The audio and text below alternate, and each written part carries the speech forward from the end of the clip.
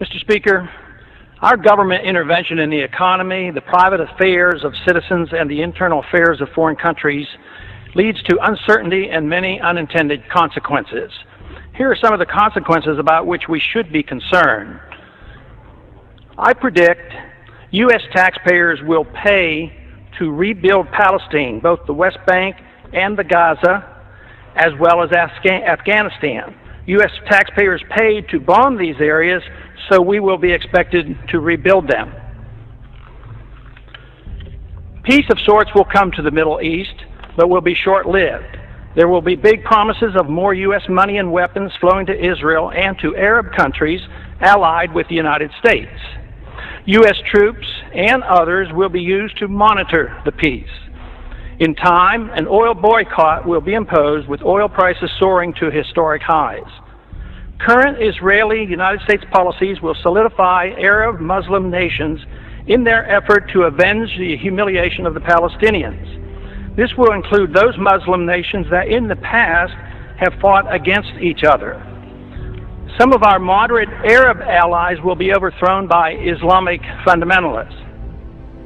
The UN will continue to condemn through resolutions Israeli-U.S. policies in the Middle East, and they will be ignored. Some European countries will clandestinely support the Muslim countries and their anti-Israel pursuits. China, ironically assisted by American aid, much more openly will sell the militant Muslims the weapons they want and will align herself with the Arab nations. The United States, with Tony Blair as head cheerleader, will attack Iraq without proper authority, and a major war, the largest since World War II, will result.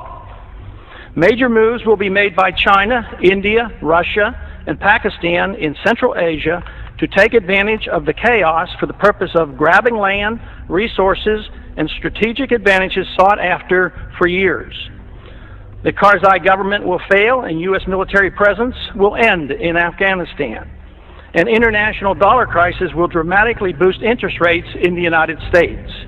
Price inflation with a major economic downturn will decimate U.S. federal government finances and exploding deficits and uncontrolled spending. Federal Reserve policy will continue at an expanding rate with massive credit expansion, which will make the dollar crisis worse. Gold will be seen as an alternative to paper money as it returns to its historic role as money. Erosion of civil liberties here at home will continue as our government responds to political fear in dealing with the terrorist threat by making generous use of the powers obtained with the Patriot Act. Many American military personnel and civilians will be killed in the coming conflict. The leaders of whichever side loses the war will be hauled into and tried before the International Criminal Court for war crimes.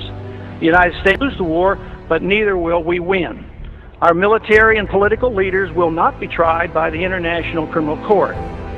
The Congress and the President will shift radically toward expanding the size and scope of the federal government. This will satisfy both the liberals and the conservatives. Military and police powers will grow, satisfying the conservatives. The welfare state, both domestic and international, will expand, satisfying the liberals. Both sides will endorse military adventurism overseas. This is the most important of my predictions. Policy changes could prevent all of the previous predictions from occurring. Unfortunately, that will not occur. In due course, the Constitution will continue to be steadily undermined and the American Republic further weakened. During the next decade, the American people will become poorer and less free, while they become more dependent on the government for economic security. The war will prove to be divisive, with emotions and hatred growing between the various factions and special interests that drive our policies in the Middle East. Agitation from more class warfare will succeed in dividing us domestically.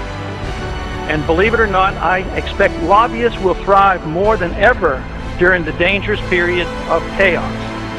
I have no timetable for these predictions, but just in case, keep them around and look at them in 5 to 10 years. Let's hope and pray that I'm wrong on all accounts. If so, I will be very pleased. The gentleman has expired.